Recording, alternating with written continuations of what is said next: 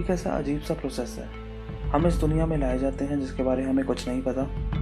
थोड़े बड़े होकर हम कुछ काम करते हैं, थोड़े रिसोर्सेज इकट्ठे करते हैं, फिर शादी होती है, अपना वंश आगे बढ़ाते हैं, फिर रिटायर होते हैं और मर जाते हैं। बट क्यों? कैसा एंडलेस लूप है ये? ऐसे क्वेश्चन इंसान के माइंड में तब आते हैं जब वो अपनी एग्जिस्टेंस से जुड़े सफरिंग को एक्सपीरियंस कर रहा होता है। ऐसे एग्जिस्टेंशियल क्वेश्चन हर बच्चे के माइंड में आते हैं, बट जब वो अपने पेरेंट्स या टीचर से ऐसे क्वेश्चन पूछता है तो उसे चुप करा दिया जाता है। बट उस बच्चे को ये नहीं पता कि उनके पेरेंट्स भी उतने ही क्लूलेस हैं जितना वो। हमारे पास कई थ्योरीज हैं जो बताती हैं लाइफ कैसे स्टार्ट हुई, बट लाइफ क्यों स्टार्ट हुई उसका कोई आंसर नहीं है। निहाइलिज्म एक ऐसा बिलीफ है जो बोलता है ह्यूमंस और यूनिवर्स का कोई मीनिंग नहीं है, हम बस बिना किसी रीज़न के एक बॉडी की फॉर्म में आ जाते हैं, अपनी लाइफ को जस्टिफाई करने के लिए कोई पर्पस दे देते हैं जिसका कोई एक्चुअल लॉजिक नहीं होता। और आजकल तो जनरेशन जी ही अपने आप से ये क्वेश्चन पूछने लग जाती है, और पूछे भी क्यों ना, कंपटीशन इतना रूथलेस है। सोशल मीडिया के कारण कंपैरिजन बढ़ता जा रहा है, and obviously comparison leads to sadness and anxiety and depression.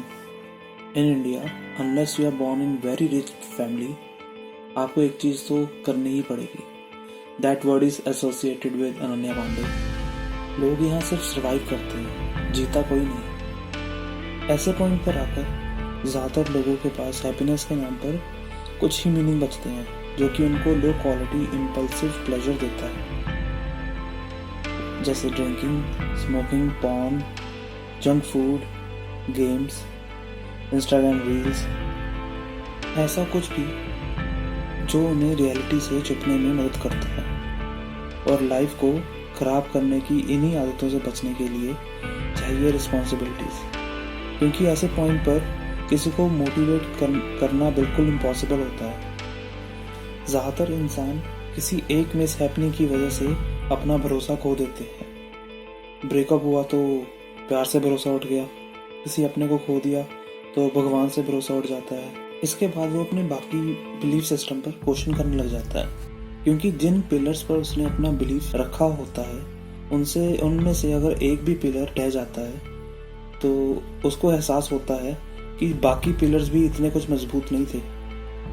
ऐसे ही उसका बिलीफ सिस्टम डगमगाने लग जाता है, और ऐसा तैयार होता है आपका गर्मा गर्म निहाइलिस्ट। हम इंसानों को दूसरों से अलग क्या चीज़ बनाती है, वो है क्यूरियोसिटी। अगर हमें कोई चीज़ नहीं पता तो हम क्या करते हैं, हम गेस करते हैं, और गेस वर्क हमेशा डिफरेंट होता है कंक्लूजन से।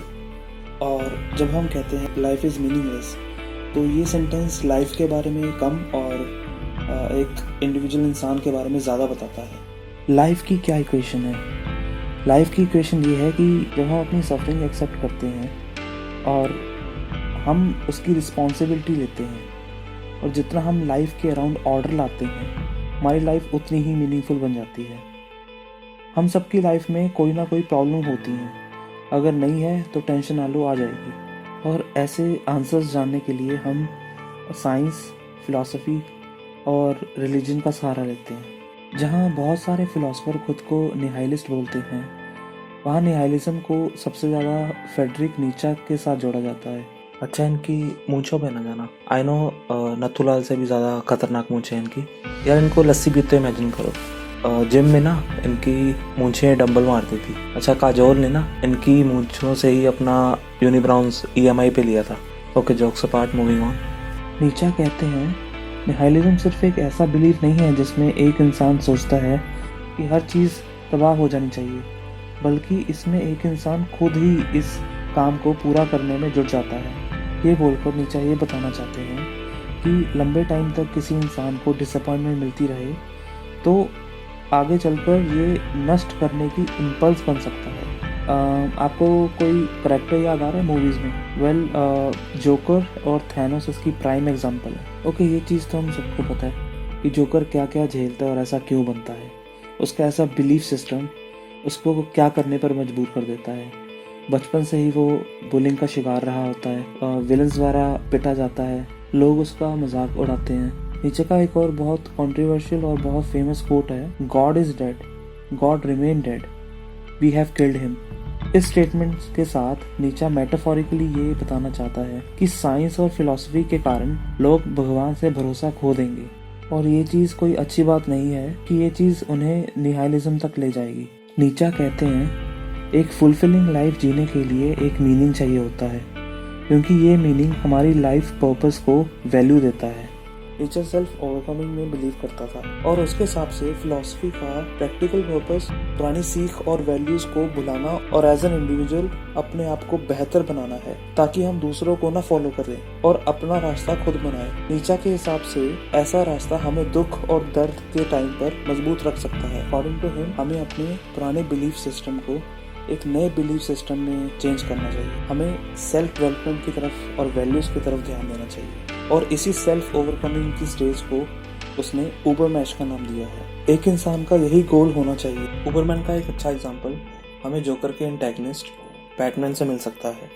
बैटमैन का ऑल्टर ईगो ब्रूस वेन के पेरेंट्स की डेथ के बाद वो उस ट्रॉमा पर रिएक्ट करता है अपनी फिजिकल और इंटेलेक्चुअल कैपेसिटी बढ़ाकर, क्रिमिनल को मारकर, और ऐसे वो एक सुपर हीरो बन जाता है। इन अ नटशेल नीचा ने ये समझाया है निहाइलिज्म के दो कॉन्सिक्वेंसेस हो सकते हैं। पहला, अपने पुराने वैल्यू को भूलकर अपने न्यू और हायर वैल्यूज को रिप्लेस कर सकते हैं, या सेकंड ऑप्शन, हम मीनिंगलेसनेस को एम्ब्रेस कर सकते हैं।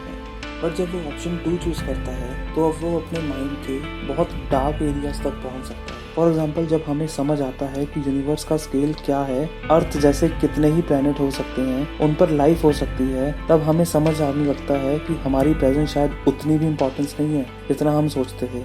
उसमें भी इतनी सफरिंग्स, यहाँ वॉर्स होती रहती हैं, वहाँ एक एनिमल दूसरे एनिमल को मारने पर लगा रहता है। ऐसी एग्जिस्टेंस का क्या फायदा? तो क्या यहाँ पर कल्प्रिट हमारी नॉलेज है? और जितना भी हम कल्चरल, स्पिरिचुअल, एंशिएंट टीचिंग से दूर हो रहे हैं, उतना ही हमारी लाइफ में सेंस ऑफ पर्पस कम होता जा रहा है। निहाइलिज्म लॉजिकल है, उससे ज्यादा ये एक अपॉर्चुनिटी है जिसमें हम अपने व्यूज को शार्पन कर सकते हैं। बट एक पेंसिल की तरह हमें काफी लेयर्स को उतारना पड़ता है अपने ओपिनियंस और मीनिंग पर पहुंचने के लिए। निहाइलिज्म शुरू होता है अपने पुराने बिलीफ खत्म होने से। Transitional phase to know yourself ही निहाइलिज्म है।